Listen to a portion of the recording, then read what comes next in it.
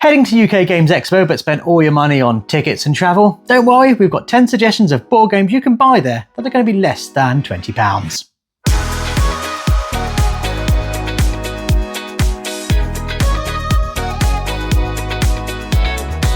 Welcome to BoxedMeeples, I'm Libby, this is Julian, and yes, this video is all about our UKGE bargains. I mean, these are probably smaller box, they might be a few indies in here, but definitely ones that we wanted to keep to under sort of £20. Yes. So I think sometimes you want to come home with a bit of a haul, but you don't necessarily want to have to hire a van to get yourself home. Yes. So hopefully you can fit lots and lots in your little gaming bag and you have lots of joy by spending small bits here and there rather than a huge amount. If you say one, I think we'll end up with a bit of a mixture. Probably will, yeah. of some of these and some of the bigger games. Of course, if you haven't yet seen our other sort of top 10 anticipated games that I've done a list, you've done a list, we've done another one which is specifically for ones that are on our radar to go shopping for. What we're going to buy. For our collection. But this is 10 suggestions of games, as we say, that are for those on a budget, looking around the halls, that we think could be a good shout. Yes, and so this idea wasn't entirely ours. We got this idea from a Facebook discussion group about people going to UK Games Expo. Specifically someone saying they're seeing all these videos that we've done and others have done, but know that a lot of those games we're talking about are 50, 60, 70, £100 plus. So that's what gave us the idea, and a lot of these ideas that we've been given have come from that community. So yes, can't take all the credit for these games, but why not get into it? So here's the first of the games you can buy at UK Games Expo that's going to be less than £20.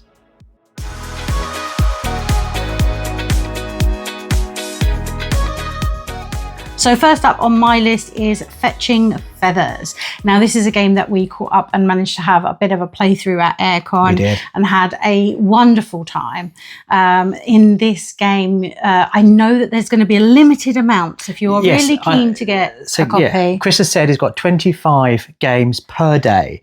So that's 75 in total. There's going to be a rush to get these. Yeah, I think there will be a bigger production after the show, but if you want one of these sort of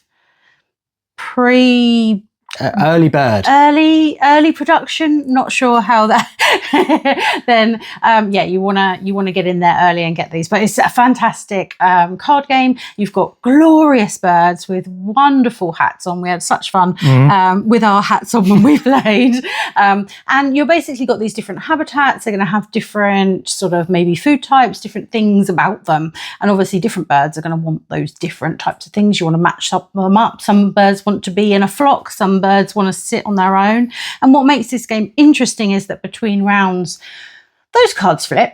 They don't have the same icons on them. They're completely different. So then you've got to rearrange all your flocks and try and keep everyone happy still, to still be able to score and outbird your opponents. Yeah. And this is obviously from the designer of Zuli, Moving Wild, both which you've enjoyed. And yeah, we are going to be in that race to get a copy. Yes, we are.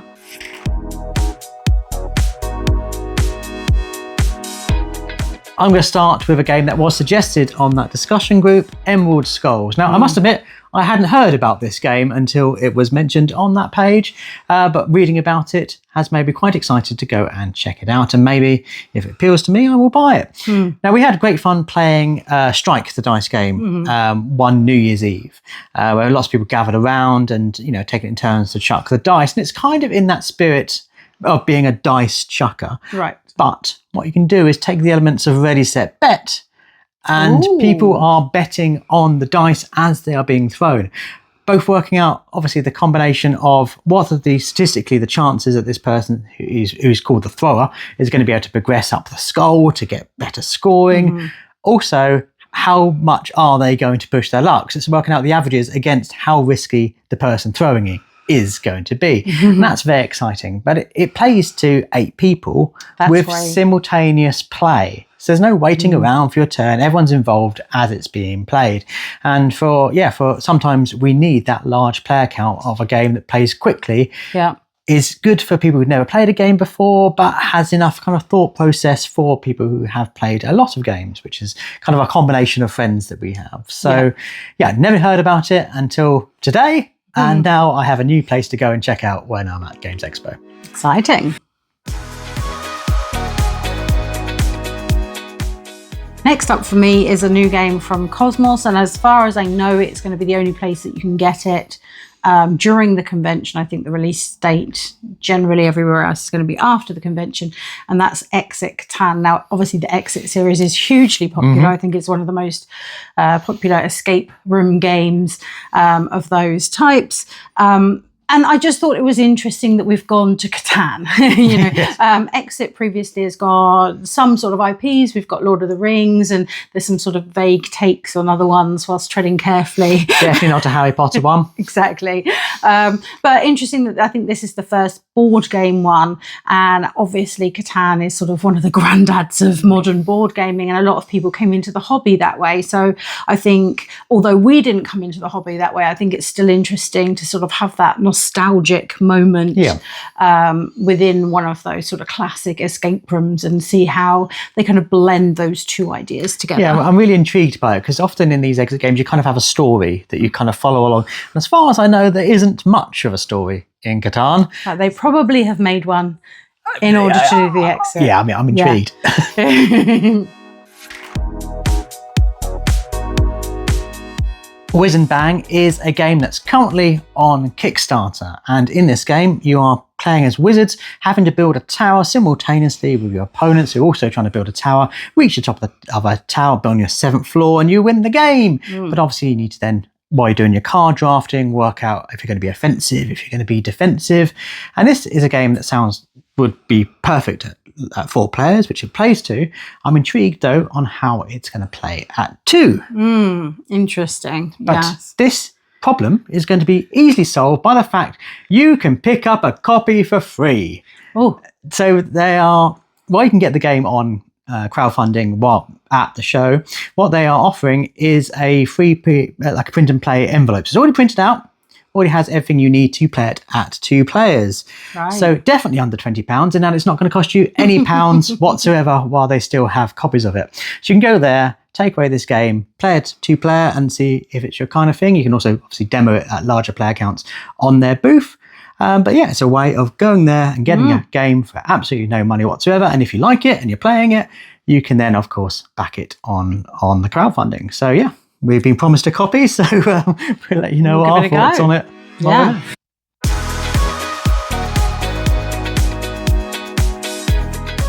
So we love Japanese games. We have really enjoyed some 2-player ones like Hanamakoji. Yes. You backed the set with Geisha's Road and everything in it. I think we've got, most, if not all of the content that comes with that sort of series.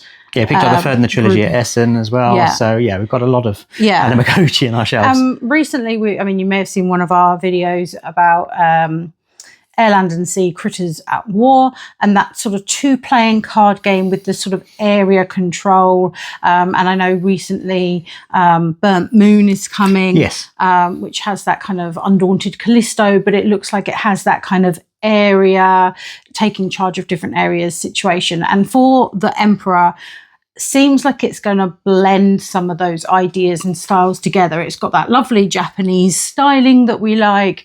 It's a 2-player game. There's quite a few, I think 7 areas from memory, where you are sort of vying to be in control. But I think it's a little bit more in depth than Hanamakoji, whereas you just need to have the number power there. Whereas I think some of these cards are going to do extra things. So it'd be really interesting to see what kind of step up that is and how it incorporates some of those other games that we like and how that comes together. Yeah, so, I do like a game that's a fusion of 2 things we like, because that sounds like it's going to be a winner. Yeah, so it looks like a nice one to pick up.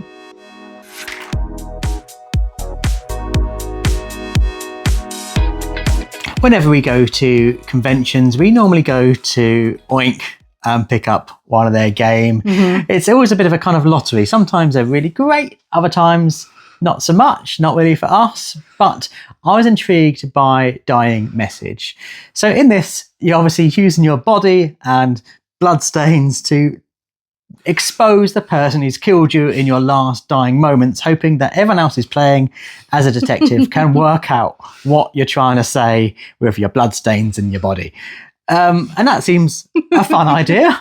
it seems great fun for, you know, a casual evening with friends, just a bit of gaming but not going too hardcore, or just something really light at the end of the night where we're just a bit of silliness. Yeah, and I think there is various modes in this. So some people can play as the killer, who can then, you know, when you've got bigger player counts, can try to scupper your plans, and therefore you can't make it too obvious. These games are, you know, if I go there and I play it, which is obviously always the beauty of convention, and go, no, that's not for me, I'll just pick up Trollpolter instead, because we haven't got a copy of that, and we really enjoyed that one when we played that. But on this list, we have tried to focus on games that are recently released or debuting at UK Games Expo. So that is going to be that. Also, Oink are releasing a game called TRND, without any vowels.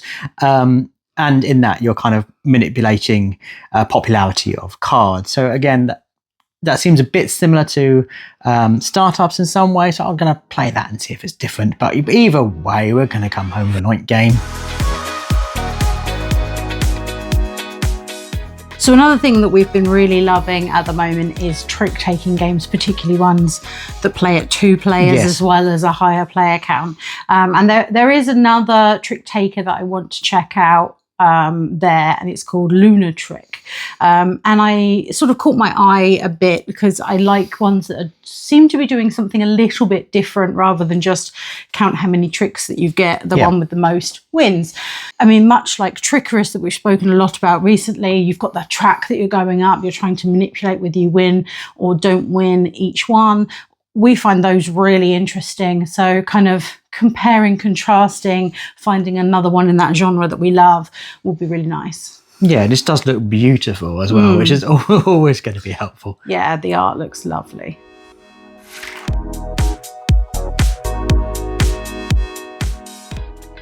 I feel we've missed out on getting those games in tins, you know, those kind of dexterity games, and Barbecubes looks amazing. I really like the idea of this, picking up small, tiny bits of meat with tweezers to have to put other bits on. We end up playing these quite a lot with Phil and Lisa from Fun with Boxes.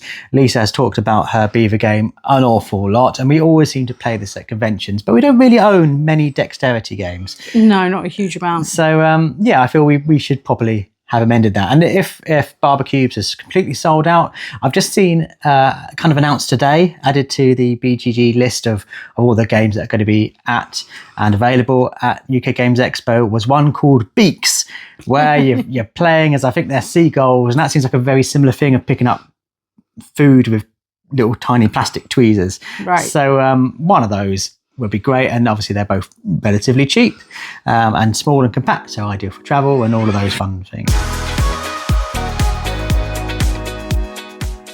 Right, last up from me is a game that isn't brand new. Came out I think the back end of last year, and everyone has been raving about it, talking about it so much. Particularly a lot of our American content creator friends seem to be loving taking it to conventions and playing there, and it's Flip 7. And you basically get dealt out a card each round, and in the deck, I think it goes up to maybe 12 or something. So there's 1 1, 2 2s, 12 12s. You get dealt things out, and your idea is that you want to try to get 7 cards in your sort of little pile without getting any duplicates. Obviously, if you pull a 12 on the first go, you're on dicey ground there, whereas if you get a lower number, great. But there's also some special action cards and different things that really mix things up. You can force players to have to do different things. Everyone's been raving about it. We don't have a copy, so I would like to rectify that at the convention, and based on everyone else's recommendations, maybe you should too.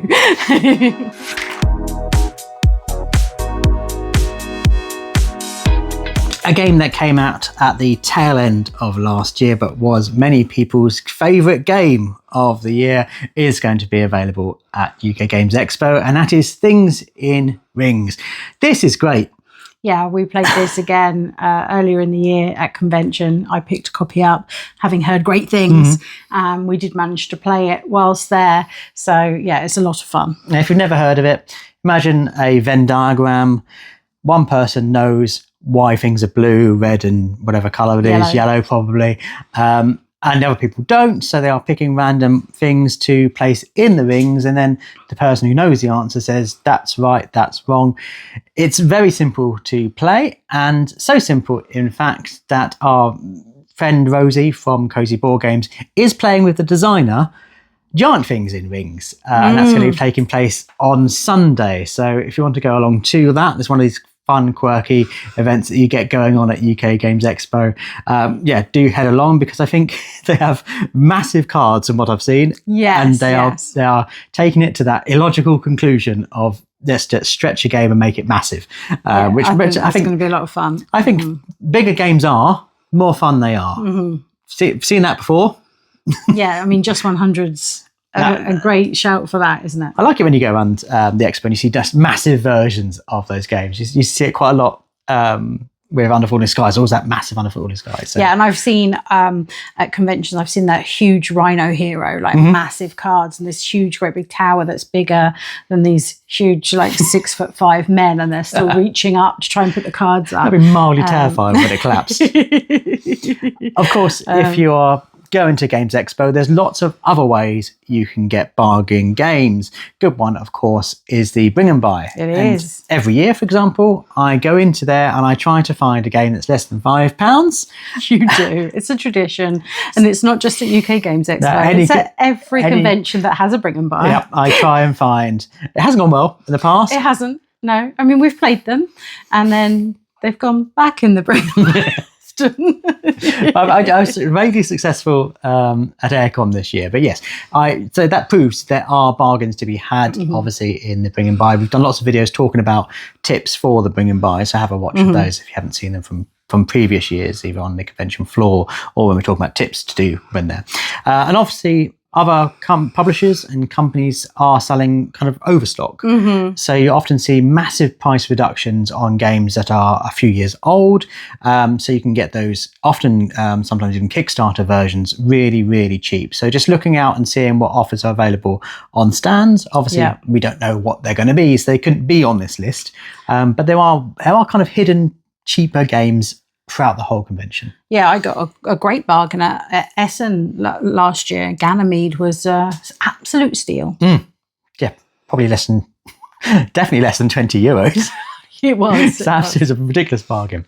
But do let us know in the comments down below, what games will you be buying that are super cheap? Will you be raiding those indies and seeing those unique, quirky ideas? Will you be heading to the bring and buy? Let us know if you've seen any other bargains that have been announced that we should be looking out for. Yeah, we would love to hear from you. And of course, if you haven't seen some of our other lists that we mentioned earlier, we will link those in the description for you. So do check out what else we are looking forward to at UK Games Expo. If you aren't subscribed to the channel, we would really, really love it if you would do that. It really does help us out. And of course, ring the bell for more notifications from us. We are going to be trying to do as best we can our standard vlogs that we do whilst we're out at conventions. We normally do our sort of same day or next morning vlog as we go through. It will be trickier this year with us both working, but we're going to get as much content as we can out as quick as we can for everyone. So do ring the bell to make sure you get that. And as always, thanks so much for watching, and we'll see you at UK Games Expo. You will indeed. Bye.